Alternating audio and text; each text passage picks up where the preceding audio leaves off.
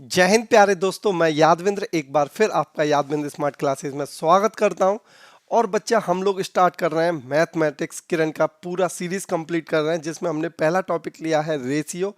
इससे पहले और भी वीडियो आ चुकी हैं और आज हम लोग टाइप 7 के बारे में बात कर रहे हैं, जो कि आपका डिपेंड करेगा आय और जो व्यय और बचत पर, जो खर्चे वाले जो क्वेश्चंस बनते हैं वहां पर यहाँ से क्वेश्चन बनेगा। तो चैनल पर आगे क्लास लेने से पहले एक बार कर दीजिए सब्सक्राइब, क्योंकि आपको बस इतना करना है जिससे कि आपको आने वाली क्लासों का नोटिफिकेशन मिल सके। अदरवाइज आपने एक क्लास पढ़ लिया, दूसरी क्लास छूट गया तो कोई मज़ा नहीं आएगा। हम लोग सारी क्लास अप टू डेट एक के बाद एक अपलोड कर रहे हैं। आपको बस लगातार क्लासें देखनी है, मेरे साथ बनानी है, क्वेश्चन बनाना है, नोट पेन लेके बैठना है और क्लास खत्म होने के बाद एक बार बुक उठाकर वही क्वेश्चंस रिपीट करने हैं। आप अगर ऐसा करते हैं तो यकीन मानिए कि आपको मैथ्स में कोई प्रॉब्लम नहीं होने वाला है। और ये मैं ऐसा नहीं है सिर्फ और सिर्फ रेशियो का नहीं, हम पूरा मैथ कंप्लीट कराएंगे। 11,950 क्वेश्चंस मैं अपने हाथों से कराने वाला हूं आपको। और ये टास्क अगर आप कंप्लीट करते हैं मेरे साथ में, क्योंकि मेरे लिए भी टास्क है, तो आप मैथ में यकीनन एक बहुत अच्छा स्कोर करेंगे। तो चलिए फालतू की बकवास छोड़ते हुए आज की क्लास शुरू करते हैं। और आज की क्लास में हम लोग पहला क्वेश्चन आपसे क्या कहता है, तो क्वेश्चन पहला देखिएगा। आपसे कहता है दो शहरों के बीच उड़ान का किराया, जो किराया दे रखा है, किराया दो शहरों के बीच उड़ान का किराया 9:11 में बढ़ गया। मतलब अगर पहले था 9 तो बाद में बढ़ के कितना हो गया, 11। ठीक है, किराए में हुई बढ़ोतरी रुपए में क्या होगी, कितना रुपए किराया बढ़ा होगा। अगर मूल किराया 18,000 रुपये है, मूल किराया कितना है, 9 यूनिट। 9 यूनिट की जो वैल्यू दे रखी है वो है आपको 18,000। ठीक है भाई। अब आपसे पूछा किराया में बढ़ोतरी कितनी हुई है, तो आप मुझे बताइए 9 से 11 हुआ है तो 2 की बढ़ोतरी हुई है, तो 2 की वैल्यू निकालनी है आपको। तो 18,000 डिवाइड बाई 9 मल्टीप्लाई बाई 2, तो ये 2 बार जाएगा, 2 दूनी 4। तो आप कहेंगे कि जो बढ़ोतरी हुई है वो हुई है 4,000 रुपये का। आपका क्या हुआ है बच्चा, बढ़ोतरी जो हुई है वो 4,000 रुपये की हुई है। और ऑप्शन नंबर मिल जाएगा आपका तीसरा। बताइए बात क्लियर है यहां तक। तो इसी के साथ अगला क्वेश्चन देखिए। ए और बी के वेतन का योग, उनके वेतन के अंतर। देखो, ए और बी का जो योग दे रखा है और उनका जो अंतर है ए माइनस बी, इसका रेशियो दे रखा है 11:1। ये बात क्लियर है। और इसी तरीके से दे रखा है बी और सी के वेतन का योग और उनके वेतन का अंतर 11:1। बी प्लस सी और बी माइनस सी का जो रेशियो दे रखा है वो भी दे रखा है 11:1। तो यहां से हम बोल सकते हैं अगर दोनों का योग 11 है और दोनों का अंतर 1 है, तो आप मुझे बताइएगा वैल्यू क्या होगी। आप कहोगे सर ए का वैल्यू होगा 6 और बी का वैल्यू होगा 5, तभी तो इनका योग 11 होगा और डिफरेंस जो होगा वो। इसी तरीके से बी की वैल्यू हो जाएगी 6 और सी की वैल्यू हो जाएगी 5। अगर मैं A ratio B ratio C, तो ये हो जाएगा 6:5। और इन दोनों का भी रेशियो क्या है, 6:5। मैंने आपको बताया कि इसके बगल में जगह खाली है तो यहाँ 5 पुट कर दो, यहाँ 6। और ये ए बी सी का रेशियो कितना हो जाएगा, 36:30:25। यहां से हमने क्या कर दिया, ए बी और सी का रेशियो बना लिया, जो कि कितना आ रहा है, 36:30:25। आपसे पूछा है उनका कुल वेतन। अब उनका कुल वेतन अगर मैं निकालता हूं 30, 60, 90, 91, और इसका वैल्यू कितना दे रखा है आपको, 1,82,000। 1 2 3, तो यहां कितने से गुणा हो रहा है, 2 से। आपसे क्या पूछा है, बी का वेतन।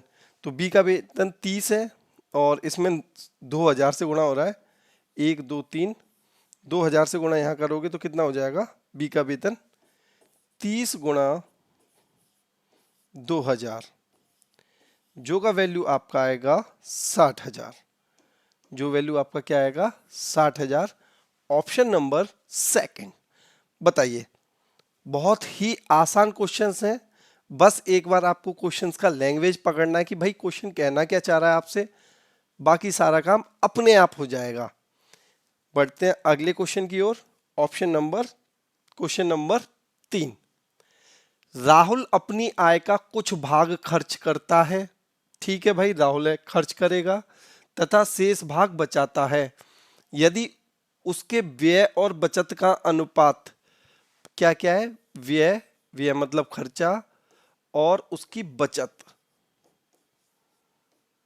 का अनुपात कितना दे रखा है, 6:1। आप मुझे एक बात बताइए, व्यय प्लस बचत अगर आप दोनों को मिलाते हो तो क्या बनता है, आय।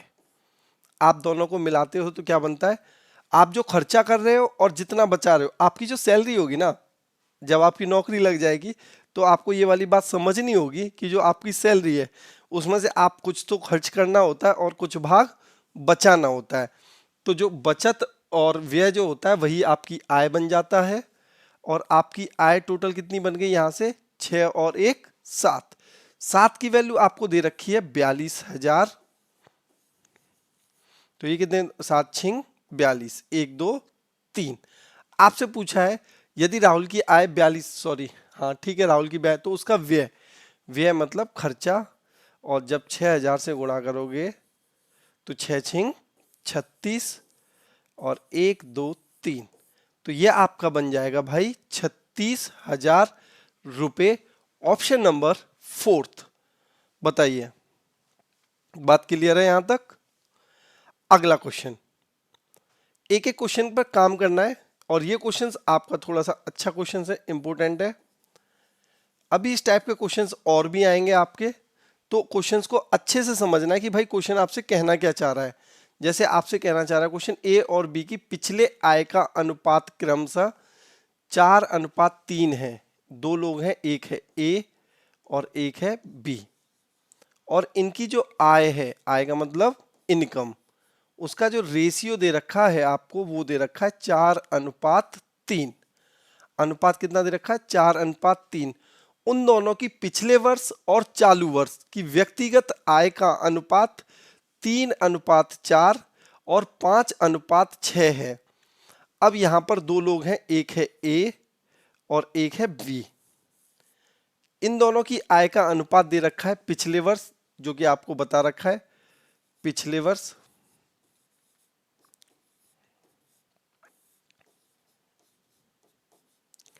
और चालू का मतलब होता है अभी जो प्रेजेंट में, चालू वर्ष का अनुपात दे रखा है। इसका दे रखा है ए का 3:4 और बी का दे रखा है 5:6। ठीक है भाई। यदि चालू वर्ष के लिए उनकी कुल आय 8.04 8,40,000 रुपये होगा, 4 लाख रुपए, तो बी का पिछले वर्ष की आय बताइए। अब देखो, अगर पिछले वर्ष का हम इनका अनुपात देखें आय का, तो कितना दे रखा है, 4:3। कितना दे रखा है भाई, 4:3। तो जो 3:5 दे रखा है उसी को आपको बनाना है 4:3। तो यहां पे अगर आपको 4 लाना है तो पहले आप क्या करोगे, 3 से डिवाइड करो। 3 से डिवाइड किया तो यहां कितना बन जाएगा, 1। यहां कितना बन जाएगा भाई, 1। और यहां पे लाना है आपको 4, तो आप 4 से मल्टीप्लाई कर दो। तो अब ये 3 की जगह पे यहां पे क्या हो गया भाई, 4। यहां पे पहले 3 लाना है बी की जगह, तो पहले करेंगे 1 करने के लिए क्या करेंगे, 5 से डिवाइड करेंगे और फिर करेंगे 3 से मल्टीप्लाई। तो जैसे ही 3 से मल्टीप्लाई करोगे यहाँ पे कितना बन जाएगा, 3। ये रेशियो हमने क्यों बनाया 4:3, क्योंकि ये दे रखा है आपको 4:3। तो अब आप देखो, जो चालू वर्ष है, चालू वर्ष में ए का कितना बन गया, 16/3x, ठीक है, और बी का कितना बन गया, 18/5x, और इसकी वैल्यू कितनी हो जाएगी, 8 लाख 4 1 2 3 इकाई ढाई सैकड़ा हजार 10,000 लाख, यहां तक बन जाएगी। अब इसे सॉल्व करेंगे हम लोग। ये आपको समझना है, 4 चौक 16/3 और ये 36 18/5। तो इसका एलसीएम कितना हो जाएगा 15, और यहाँ 5 से 16 पंजे 80x, और 18 36 54x, और ये 8,04,000। 1 2 3। यहां से आप कैलकुलेट करोगे तो x की वैल्यू आ जाएगी आपकी 30,000। आप इसे सॉल्व कर लीजिएगा, मैं इसे पहले कर चुका हूं तो मुझे याद है।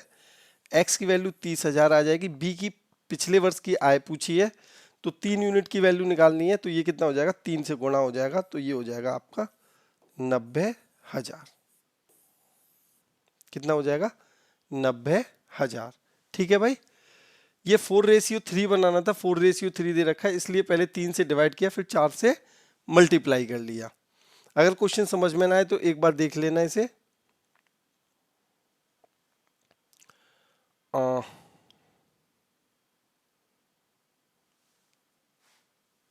यहाँ पे एक गलती हो गया, जो x का वैल्यू निकलेगा वो निकलेगा आपका 90,000, और 3x का वैल्यू हो जाएगा 2,27,000 70,000। तो यहाँ से जो आंसर आएगा वो आएगा 2.7। ठीक है, अब देखो ये क्वेश्चंस थोड़ा सा अच्छा है, क्योंकि यहाँ क्वेश्चंस में वो आपको थोड़ा सा घुमाने की कोशिश कर रहा है। देखो घुमाने की कोशिश क्या कर रहा है, 3 लोग दे रखे हैं आपको, A B और C। ठीक है, अगर अपनी आय का इतना खर्च करते हैं, खर्च कितना करते हैं आप मुझे बताइए, 80%, 85% और 75%, तीनों का खर्चा दे रखा है आपको। यदि उनकी बचत का अनुपात 8:9:20 है, किसका अनुपात दे रखा है बचत का, 8:9:20। ए और सी की आय में 18,000 रुपए का अंतर है, तो देखो अगर ये खर्च ए 80% कर रहा है तो ए की अगर बचत के बारे में बात करेंगे तो वो होगी 20%। भाई जितना खर्च कर दिया 100 में से माइनस कर दो। और अगर सी जो है 75% खर्च कर रहा है तो वो बचाएगा कितना 25%। और इन दोनों का बचत का अनुपात कितना दे रखा है 8:20। ठीक है, तो यहां से देखो परसेंटेज से परसेंटेज 4 से काटोगे कितनी बार जाएगा, 4 पंजे 20, और ये 4 से 2 बार, 5 से जाएगा 5 पंजे 25, और 5 से जाएगा 4 बार, ये 5 से 5 कैंसिल हो जाएगा। ये आपका ए और सी का जो रेशियो निकल के आएगा वो कितना आएगा 1:2। अगर ए की आय 1 है तो बी की आय कितनी हो, सी की आय हो जाएगी 2, और इन दोनों का अंतर आ जाएगा 1, और 1 की वैल्यू आपको दे रखी है। यदि सी की आय का है ना, दोनों का अंतर कितना दे रखा है 18,000। कितना दे रखा है भाई 18,000।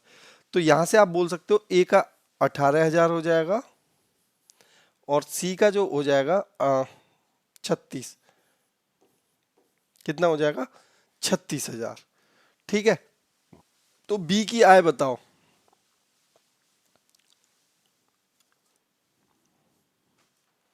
ए और सी की आय का अनुपात 18,000 रुपये है, तो हमने ये निकाल दिया। अब हमें क्या करना पड़ेगा, इसी तरीके से ए और सी का जो रिलेशन लिया है अब हमें रिलेशन लेना पड़ेगा ए और बी का। तो ए अगर 80% खर्च करता है तो 20% बचाता है, और बी अगर 85% खर्च करता है तो 15% बचाता है, और इनका अनुपात है 8:9। सबसे पहले 5 से काटा, 4 से काटा 2 बार, 4 से काटा 5 बार, 5 से काटा 3 बार, और 3 से काटा 3 बार। तो ए और बी का निकल के कितना आ गया 2:3। और ए की हमने अभी निकाली है, ए की 18,000, तो ए की वैल्यू हो जाएगी 9,000 और बी की वैल्यू हो जाएगी 27,000। तो यहां से जो बी की आय निकल के आएगी वो आपकी निकल के आएगी 27,000। ये क्वेश्चन इसलिए अच्छा हो जाता है क्योंकि यहाँ पे कैलकुलेशन पहले ए और सी के बीच में करनी है, फिर वही कैलकुलेशन हमें किसके बीच में करनी है ए और बी के बीच में, सेपरेटली कर लेंगे जिससे कि हमें कंफ्यूजन नहीं होगा। भाई लगातार क्वेश्चंस डालेंगे हम लोग, बहुत मजेदार, और मैथ को ना एक बार एक सीक्वेंस में पढ़ना होता है, ऐसे नहीं आज यहाँ से पढ़ लिया आज वहाँ से पढ़ लिया। कोई भी एक टीचर पकड़ो, उससे मैथ अपना कंप्लीट कर लो, बात खत्म। एक टीचर के कॉन्सेप्ट पे चलोगे तो जल्दी सक्सेस मिल जाएगा आपको। पवन एवं सुनील की मासिक आय, दो लोग हैं, एक है पवन और दूसरा आपका कौन है, सुनील। दूसरा कौन है भाई, सुनील। मासिक आय दे रखा है आपको, कितनी है आय, 4:3। और मासिक व्यय कितना है, 3:2। और इनका प्रति माह 4,000 रुपये बचत करते हैं। बचत कितनी कर रहे हैं, 4,000 और 6,000। उनकी मासिक आय बताओ। तो जो पूछा जा रहा है उसी में एक्स लगा दो। अब मुझे एक बात बताओ, अगर मैं आय में से बचत माइनस कर दूं, आय में से बचत माइनस कर दूं, सेम यहीं पे आय है 3x और बचत मैंने माइनस कर दी 6,000, ये 6,000 है भाई। तो उनका बचेगा क्या, आय में से अगर तुम बचत माइनस कर दोगे तो व्यय बचेगा, और व्यय का अनुपात कितना दे रखा है, 3:2। ठीक है, कैलकुलेशन कर लो, ये हो जाएगा 8x माइनस 8,000 इक्वल टू 3 त्रिका 9 माइनस 9 36 18। इधर ले जाओगे तो ये कितना बचेगा x, और इधर लाओगे तो x का वैल्यू बचेगा 10,000। x का वैल्यू कितना आ गया, 10,000। आपसे क्या पूछा है, उनकी मासिक आयों का योगफल। योगफल कितना हो जाएगा 7x, और x की वैल्यू 10,000 है तो ये हो जाएगा आपका 70,000 रुपये। ऑप्शन नंबर सेकंड, आंसर क्या बन जाएगा आपका, ऑप्शन नंबर सेकंड। ठीक है भाई, बातें क्लियर है यहां तक। एक एक क्वेश्चंस पे काम करना होगा थोड़ा धीरे धीरे, है ना। अगला, ए और बी की मासिक आय 12,000 रुपये और 8,000 रुपये, उनके मासिक व्यय का अनुपात 5:3 है। यदि वे प्रति माह समान राशि बचाते हैं तो उनमें से प्रत्येक प्रति माह कितनी राशि बचाता है। तो सबसे पहले आप एक बात बताओ, अगर मैं ए की बात करूं तो ए का जो आय है वो है 12,000 रुपये, और ये उसमें से मासिक व्यय कितना करता है 5x मान लिया मैंने। इसी तरीके से बी के बारे में बात करें तो बी का है 8,000 रुपये और वो कितना खर्च करता है 3x। ठीक है, अब एक बात बताओ, सैलरी में से खर्च निकल चुके तो अब बचत है, और बचत दोनों की कैसी दे रखी है, बराबर। इसे उधर ले जाओगे तो ये बचेगा 2x, इसे लाओगे कितना हो जाएगा 4,000, और x इक्वल टू कितना हो जाएगा भाई 2,000। तो ये 10,000 खर्च करता होगा। यहाँ से आप इसका व्यय निकालोगे x की वैल्यू पुट करके तो ये कितना आ जाएगा 5 दूनी 10, 12 में से 10,000 रुपये बचत खर्च करता है। तो दोनों की जो सेविंग होगी वो कितनी होगी 2,000। यहाँ पे भी 2,000 लगाओगे तो 6,000 खर्च करता होगा। 8,000 में से अगर ये लोग 6,000 खर्च कर रहे हैं तो दोनों की बचत कितनी होगी 2,000। सिंपल है, मैंने बस क्या किया है, ये जो सैलरी है इसकी, इसमें से व्यय मान लिया 5x माइनस कर दिया। इसी प्रकार यहाँ जो सैलरी है उसमें से व्यय माइनस कर दिया, और व्यय माइनस करने के बाद दोनों का बचेगा बचत। और आपसे क्वेश्चन में बोल रखा है कि दोनों की जो बचत है वो कैसी है, समान है। बन जाएगी बात। चलिए थोड़ा सा पानी पी लेते हैं।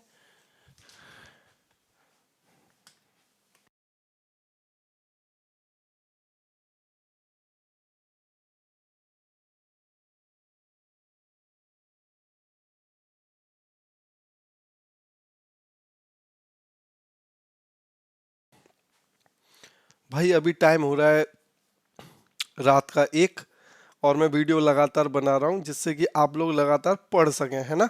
जल्दी से जल्दी हम लोग सारी वीडियो अपलोड कर देंगे, आप बस लगातार मेरे साथ पढ़ते रहिए और जुड़े रहिए यादविंद्र स्मार्ट क्लासेस के साथ। यहाँ पे आपको बहुत ही मज़ेदार चीज़ें मिलने वाली हैं।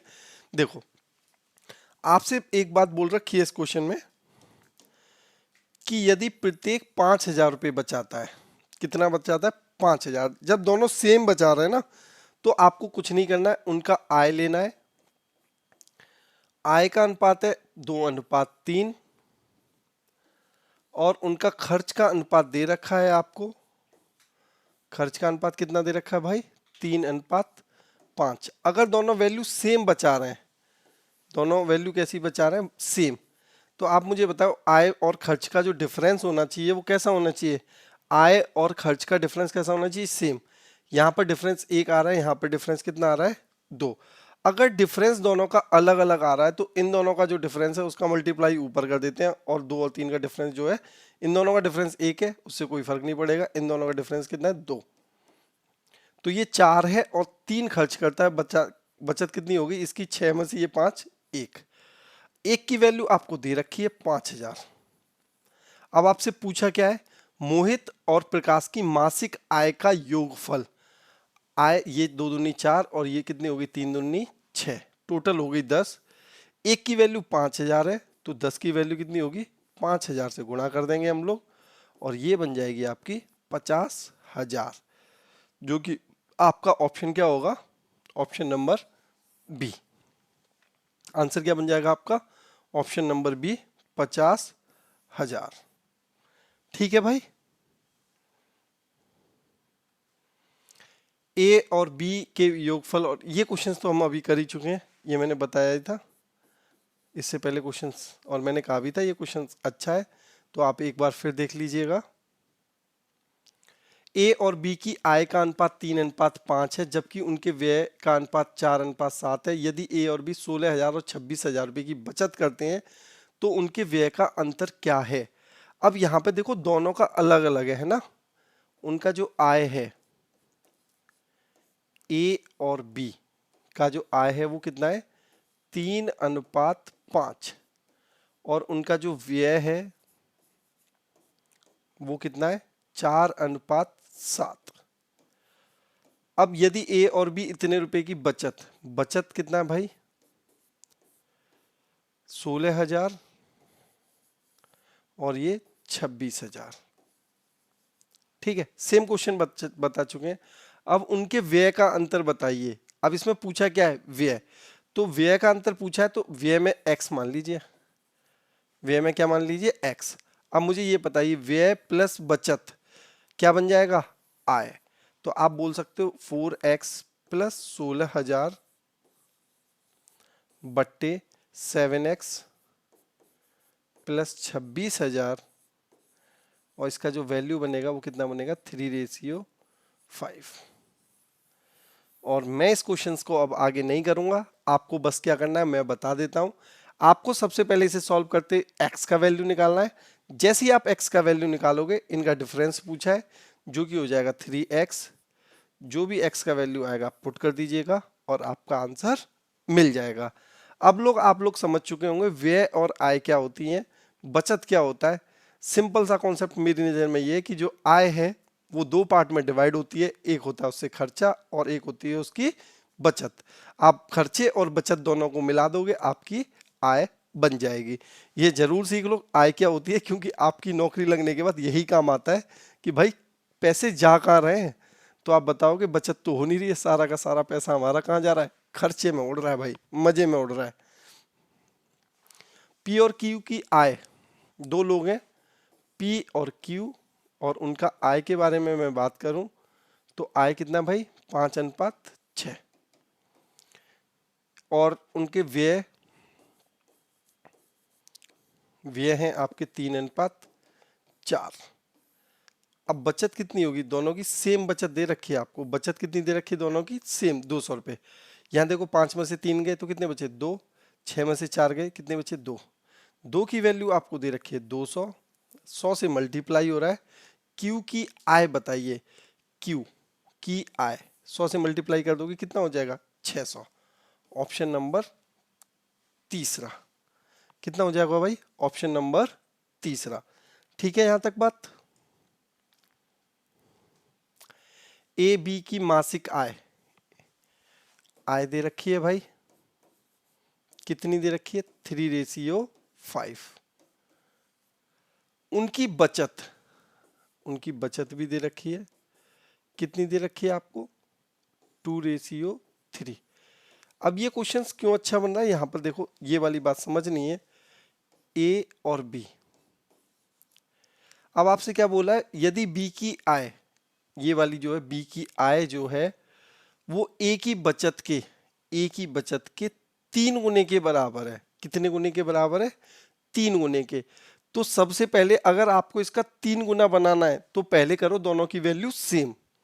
तो दोनों की वैल्यू सेम करने के लिए दोनों का एलसीएम कितना हो जाएगा? 10। तो यहाँ होगा 2 से मल्टीप्लाई, यहाँ भी होगा 2 से मल्टीप्लाई, यहाँ 5 से मल्टीप्लाई होगा और यहाँ कितने से मल्टीप्लाई होगा? 5 से। जैसे ही आपने पहले कर लिया सेम, सेम करने के बाद क्या हो जाएगा आपका?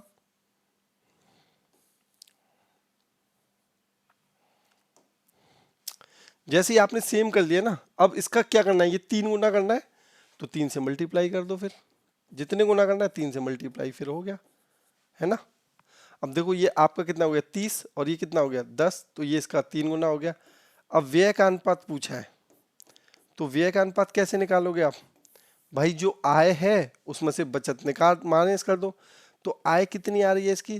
2 तिया 6, 6 तिया 18 और ये कितना आ रहा है? 5 दूनी 10। तो 18 में से 10 जाएंगे तो कितने बचेंगे? 8। और ये कितना हो जाएगा? 5 दूनी 10 और ये हो जाएगा 30 और ये 3 पंजे 15। तो ये 30 में से गए तो 8:15 है। ऑप्शन नंबर बी आपका बन जाएगा बी। ठीक है भाई, ये क्वेश्चन अच्छा है क्योंकि यहाँ बच्चा थोड़ा सा कंफ्यूज होगा। जब भी इसे 3 गुना बनाना है तो पहले करेंगे हम लोग दोनों को बराबर और बराबर करने के बाद इसमें कर देंगे 3 से मल्टीप्लाई। नेक्स्ट क्वेश्चन, x और y की मासिक आय ये है, y की आय x के व्यय के बराबर है, x और y की बचत का अनुपात ज्ञात कीजिए। देखो सेम क्वेश्चन है, आय दे रखी है पहले आपको, कितनी दे रखी है?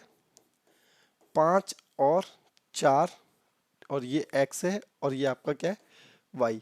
उनके व्यय की बात करें हम लोग तो कितना है? 9:7। अब आपको क्वेश्चंस में दे क्या रखा है? यदि x की आय ये है, y की आय दे रखी है, y की आय x के व्यय के बराबर है। क्या है? बराबर है। तो इन्हें बराबर करने के लिए एलसीएम हो जाएगा 36। कितने से गुणा करेंगे? 9 से। यहाँ भी करा 9 से, यहाँ किया 4 से, यहाँ किया 4 से। बस बचत का रेशियो पूछा है आपसे, बताओ ये कितना हो जाएगा? 5 निम 45, है ना। और ये क्या हो जाएगा? 9 दूनी 18, 9 चौक 36, 45 माइनस 36 कितना बचा? 9, 9 चौक 36 और 7 चौक 28, 6 2 8। तो ये अनुपात आ जाएगा 9:8। Option number A. जो आपसे बोल रखा है ना कि इसे समान करना है, बस उसे समान कर दो। अगला क्वेश्चन है 14 नंबर, एक व्यक्ति का मासिक वेतन। इस क्वेश्चन के साथ करेंगे हम अगले सीरीज में, अगली क्लास में शुरुआत। आज की क्लास यहीं पे समाप्त करते हैं। एक बार आप इस क्वेश्चन को देख लो और करने की कोशिश करना मेरे साथ। चलिए मिलते हैं अगली क्लास में। जय हिंद भाइयों, लगातार पढ़ते रहें।